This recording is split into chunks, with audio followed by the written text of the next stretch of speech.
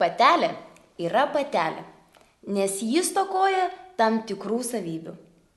Patelė yra netobulas vyras, taip sakė Aristotelis. Turbūt visi esame girdėję burtažodžiais, o gal net keiksmažodžiais tapusius žodžius. Tokius kaip feminizmas, moterų ir vyrų lygios teisės ir galimybės, seksizmas ir panašiai. Ką jie reiškia? Pamėginsim išsiaiškinti. Kodėl tai aktualu jaunam žmogui? Todėl, kad jauni žmonės stato visuomenę, kurioje paskui gyvename. Su tais stereotipais, kuriuos turim, susikūrėme ir tikime. Terminas priešinga lytis yra pakankamai naujas žodis. Atsiradęs tik 18 amžiuje. Iki tol vyras ir moteris buvo suprantami kaip viena lytis. Tai yra to paties tipo žmogaus skirtingos variacijos. Tai galime matyti ir Aristotelio posakyje, kad moteris yra netobulas vyras. Tačiau nuo 18 amžiaus keitėsi visa samprata ir buvo išskirtos dvi atskiros lytis, kurios tapo supriešintomis. Ir vyrui buvo priskirtos tokios savybės kaip racionalumas, protas, logika, kultūra, o moteriai liko tai, kas liko. Instinktai, intuicija, gamta ir kūnas. Šis supriešinimas skirtingų lyčių ir iššaukė visas 18, 19 ir iki pat dabar amžių besitęsiančias diskusijas ir perversmus. Iliustruoti lyčių supriešinimo pavyzdį galima prisimenant Jungtinių Amerikos valstijų nepriklausomybės deklaraciją. Štai Džono Adamso žmona prieš Džonui Adamsui išeinant su kitais diplomatais rašyti nepriklausomybės deklaracijos, savo vyrui pasakė: brangusis, neužmirškite ir damų. Tačiau regis, vyrai užmiršo damas, rašydami nepriklausomybės deklaraciją, nes jos pirmajame sakinyje įrašė žodžius all men are equal, nepaminėdami deklaracijos tekste moterų. Galima suprasti, kad deklaracija skirta vyrams. Bet šimtmečiai keitėsi ir dominuojanti lytis, vyras, neprarado savo pozicijų. Ko gero dėl to, XIX amžiaus pabaigoje, XX amžiaus pradžioje kilo pirmoji feministinio judėjimo banga arba revoliucija. Ji buvo nulemta tam tikrų veiksnių. Štai pavyzdžiui, XVII amžiuje moters išprievartavimas, netekėjusios moters išprievartavimas, nebuvo laikomas nusikaltimu. Arba moteris neturėjo jokios nuosavybės, visa jos nuosavybė buvo vyro nuosavybė. Jeigu jinai ištekėjus, jeigu neištekėjus, vadinasi, nuosavybė yra tėvo nuosavybė. Visas atlyginimas, kurį uždirba, taip pat priklauso vyrui. Toliau, iki pat 17 amžiaus moteris iš esmės nebuvo šviečiamos. Jos mokydavosi arba namuose, jeigu jas mokydavo auklės, arba nesimokydavo visai. Taigi 19 amžiaus pabaigoje moteris pradėjo reikalauti švietimo, pradėjo reikalauti mokslo teisių. Žodžiu, norėjo būti šviečiamos. Tuo pačiu jos reikalavo ir rinkimų teisės, nes iki pat 20 amžiaus moteris negalėjo nei balsuoti, nei būti renkama. Visas šis judėjimas sukėlė valstybių valdžių tam tikrą pasipriešinimą. Štai pavyzdžiui, Prūsija uždraudė įvairius moterų politinius judėjimus. Prancūzija draudė moterims jungtis į politinės organizacijas arba partijas. Tačiau feministinė judėjimo banga vis tik nugalėjo. Ir pirmoji valstybė, kuri suteikė moterims balsavimo teisę, buvo Naujoji Zelandija. Ir tai įvyko 1893 metais. Europoje tuo tarpu pirmoji valstybė suteikusi teisę moterims balsuoti ir būti išrinktomis buvo Suomija. Ir tai įvyko 1906 metais. Lietuva 1918.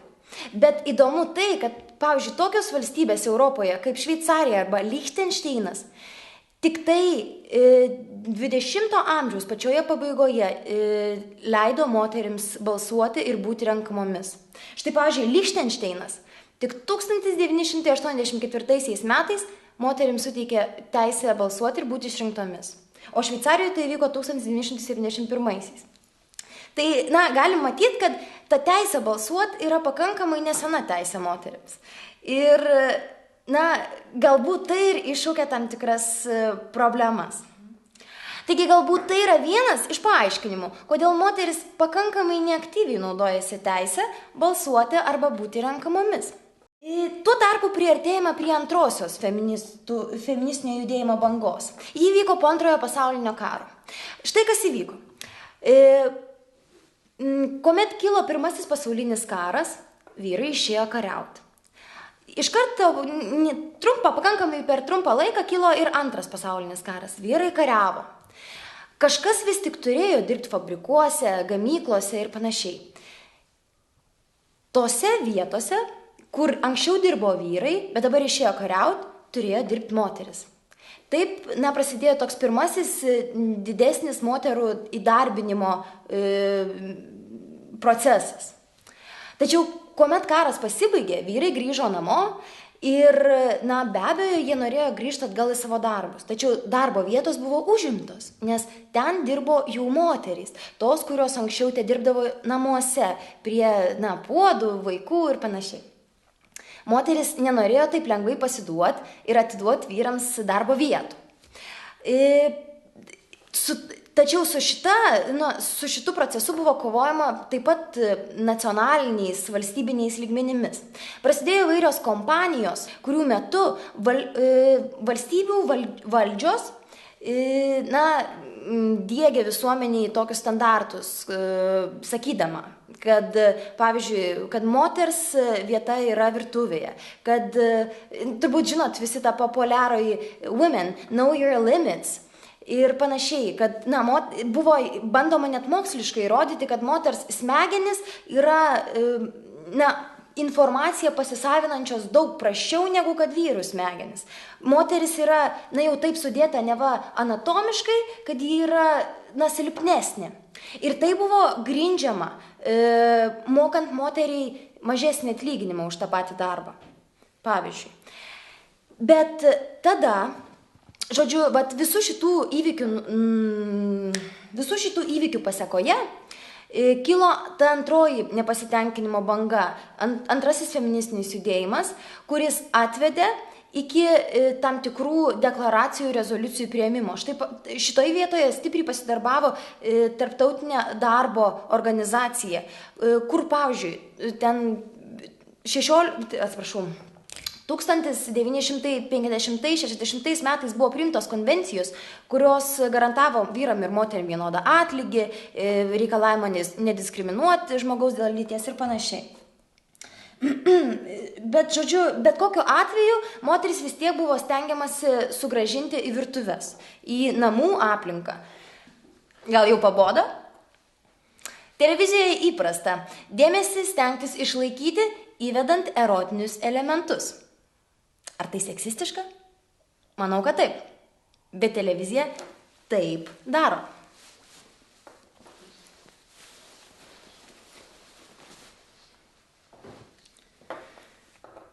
Geriau. Taigi, moters kūno kultas tapo televizijos ir spaudos eskaluojamu nuo 20 amžiaus pradžios. Moteris tapo objektu, kurį stengiamasi piešti, matyti šokantį, matyti apsinuoginusi ir matyti viliojantį ir gundantį. Čia vėl prisiminkim tą skirtingų priešingų lyčių teoriją, kuomet moteriai yra primetami tam tikri aspektai nesusiję nei su racionalumu, nei su protu, nei su kultūra, nei su išsilavinimu. Jai primetama seksualumo, intuicijos, kūno kalbos ir gamtos tam tikri elementai. Taigi antroji feministinio judėjimo banga davė tokius dalykus kaip nacionalinius ir tarptautinius teisės aktus, deklaruojančius ir vyrams, ir moterims lygias ir vienodas teisės. Tiek atsižvelgiant į darbą, tiek į darbo užmokestį, tiek į įvairias galimybės, švietimo, mokslo, kultūrą ir panašiai. Tačiau tos teisės aktų deklaracijos be abejo jos buvo reikalingos, bet įgyvendinimas jų, turint omenyje, kad visi feministiniai judėjimai prasidėjo prieš maždaug 50 metų, buvo labai sudėtingas. Todėl būtų naivu tikėtis, kad iš esmės prieš 50 metų prasidėję vyrų ir moterų lygių galimybių ir teisių judėjimai būtų visiškai realizuojami. Yra tam tikrų likučių, kurie tęsiasi kaip šleifas iš visų praeities dalykų. Štai pavyzdžiui, moters vieta juk virtuvėje, juk moteris turi tvarkyti namus, juk moteris turi prižiūrėti vaikus, o vyrai tuo tarpu yra mokomi visai kitų dalykų. Mokomi dirbti su technika, mokomi dirbti su automobiliais, su inovacijom ir panašiai. Čia itin svarbus yra mokslo aspektas, ko mokomi moteris ir ko mokomi vyrai. Arba ko visuomenė tikisi iš moterų ir ko visuomenė tikisi iš vyrų. Šioje vietoje būtina atkreipti dėmesį į 2 anglų kalboje turimus terminus.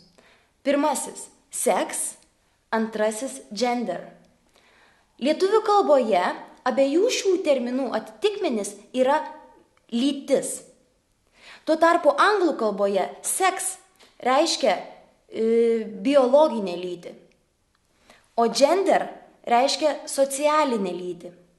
Biologinė lytis susiformuoja žmogui dar jam esant įsčiose, motinos įsčiose.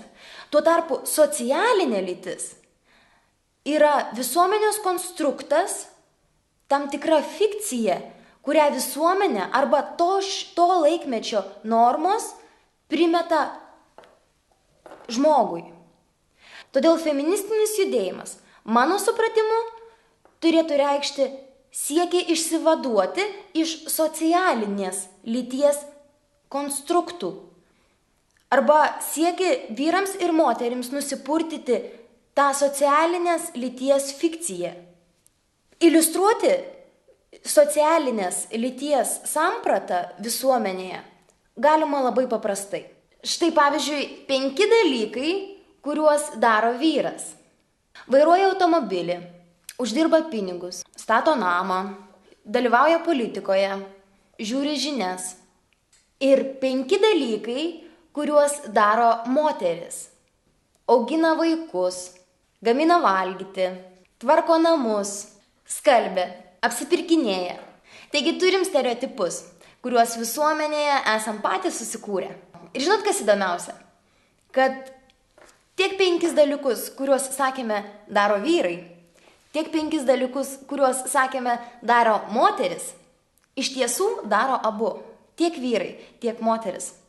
Bet matome, kad visuomenėje labiau būdinga moteriai priskirti namų ruošos darbus. O vyrui tuo tarpu priskiriama pinigų uždirbinėtojo ir to dirbančiojo homo sapiens rolė. Šie stereotipai yra paplitę mūsų tarpe ir tik mes juos galim keisti. Štai pavyzdžiui, man būnant 7 klasėje, mano istorijos mokytoja pasakė, kad vyrai sukuria daugiau pridėtinės vertės. Jeigu tai išties yra tiesa, tai galbūt teisinga manyti, kad moteris už tą patį darbą turėtų gauti mažesnį atlyginimą. Ir galbūt teisinga tuomet, kad Lietuvoje šiandien dienai moteris uždirba 400 litų mažiau negu vidutiniškai uždirba vyrai. Esu girdėjusi taip pat ir tai, kad yra dalykai, kuriuos daro vyrai ir dalykai, kuriuos daro moteris.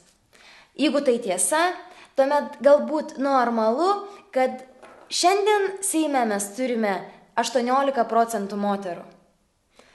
Galbūt išties politika yra vyrų reikalas.